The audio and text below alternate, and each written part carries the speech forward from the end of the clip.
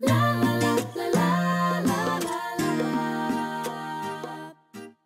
and welcome to Elizabeth's Craft Room. Today I want to show you a fancy fold card, and I'm going to just go ahead and show you how to make this from scratch. So you want to start out with a piece of paper, designer series paper, and this is 6 inches by 12 inches, so you can make 2 from each sheet of paper. I'm going to bring in my my trimmer, and I have already scored this, but I will just show you what I've done. So I've scored this at 2 inches with my scoring blade and 4 inches, and then I've flipped it round and done the same the other end, 2 inches and 4 inches. Now I'm going to go ahead and cut, and I'm going to line it up with let's just get this right.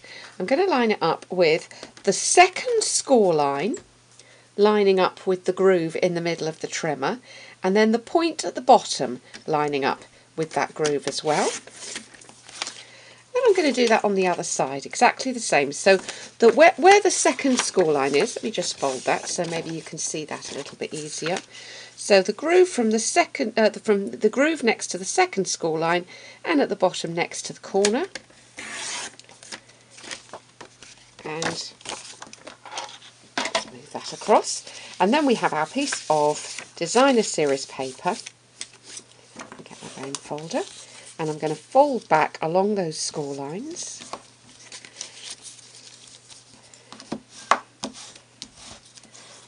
And you'll see you get a pretty fancy fold. So we're going to decorate first of all in the middle. I've got some cardstock here. This was Pool Party. This is the new Lost Lagoon colour, and as you can see they coordinate really well. It's a really nice nice one. This is sort of slightly a greeny blue, so it works really well with the Pool Party. And I'm just going to glue that base piece on. Let me just tell you how big that was. That is 3.5 by 5.5 inches. I'm just going to pop that on. And then we're going to have a little piece of vanilla. This is at 3 inches by 5 inches. And we're going to decorate this with the beautiful Bloom with Hope. You get all of these stamps. This is one of our Hostess stamp sets from the Stampin' Up catalogue. It's absolutely gorgeous. And if you have not already booked with your demonstrator or with me to be a hostess, or you don't know anything about being a virtual hostess, then you need to get in touch, because these are absolutely gorgeous stamps and you just need them in your collection. So I'm going to stamp with Memento ink. Now Memento ink is something that is fairly new to Stampin' Up. It's an archival ink, which means you can use it in scrapbooking. But the main reason we're going to use it today is it's a pigment ink, and it works with Blendabilities, which are our new alcohol-based markers. Now, if you use these with StazOn is also alcohol-based, and it's not a good mix because the StazOn would spread. So I'm going to just show you how to use these. They're very simple, and I think you might have heard of Pro markers, or you might have heard of Copics. Very similar thing. They are alcohol based. What I'm going to say to you about these is you do not have to be a colouring expert to do this.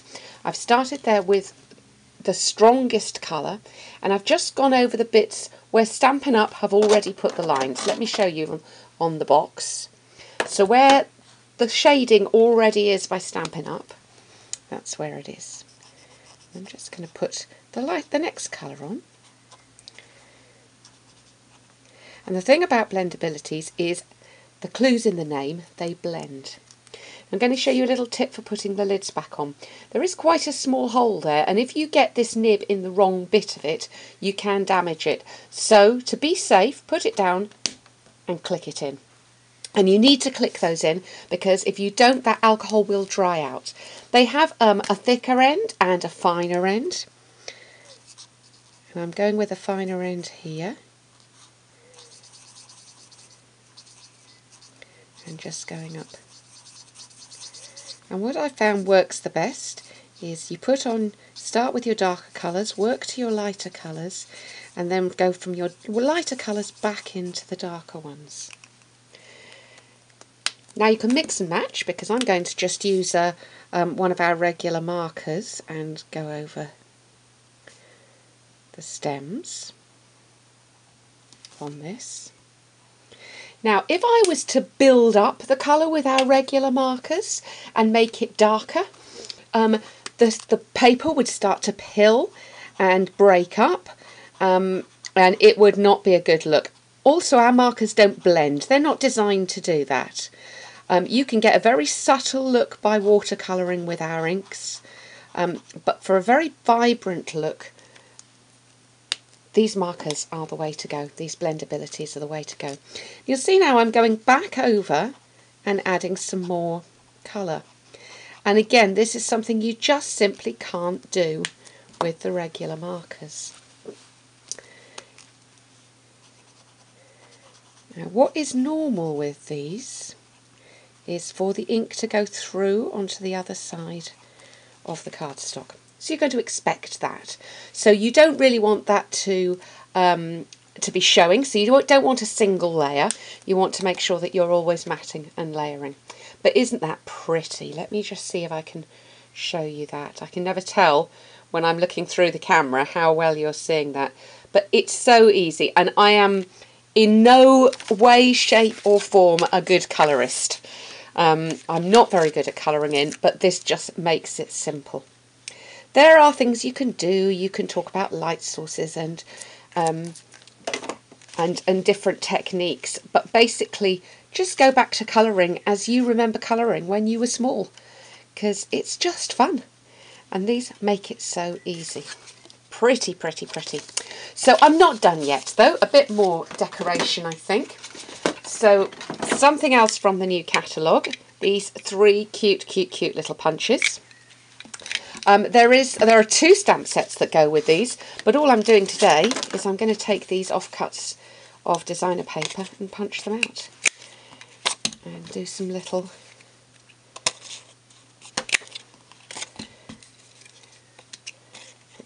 images on the top. And then we'll be able to see these also when the card is shut, because of the nature of the fold. So we'll put, I think, the heart in the middle, the stripy side up. We'll put the other 2, the star and the flower, with the patterned side up. I'm going to take my lightest blendability. These are Coastal Cabana, by the way. This is the colour that we're looking at here. So you'll see those there. And then we want a greeting. We're going to take the Happy Birthday from this stamp set. It's really rather a nice font. And as I said, there's lots of greetings in there, and very pretty. We're going to use, the Lost Lagoon ink. And take a little bit of Very Vanilla. My team were making this card last night, so there's lots of little leftover bits here that I can use up. My team are called the Dazzling Dreamers, and we have great fun. If you've ever thought about being a demonstrator and would like to join us, just contact me on Elizabeth's Craft Room, because we would love to have you with us. So I'm going to stamp a little bit of the paper. Actually, I'm going to look at the lines, because I don't want it to be too crooked. I want it to be more or less straight with those lines. There we go. And I've got a little, I've pre-punched that one. I've got a little pre-punched piece. And then we're going to use some of this lovely ribbon. It's the Lost Lagoon, and it's called I'm looking at all the other languages except the right one, Stitch Satin. And just look at the sheen on that. It's beautiful. I don't know if you can see that on the camera there. I'm going to take some snails. pop the ribbon across.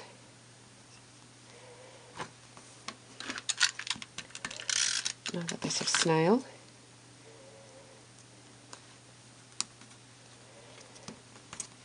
And then just some Tombow. Pop the happy birthday on the top. And then I'll just take my ribbon scissors and make some little flag ends in the ribbon.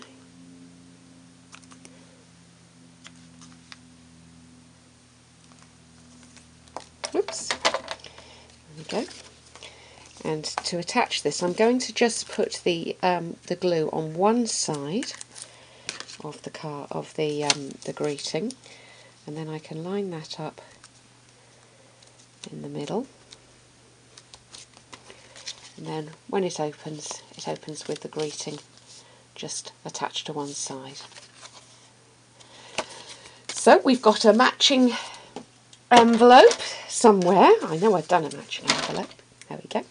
Because naked envelopes are not allowed in Stampin' Up. So I hope you've enjoyed your visit to Elizabeth's craft room today. Learned perhaps a little bit about our new blendabilities. Come back soon for more. I look forward to welcoming you then.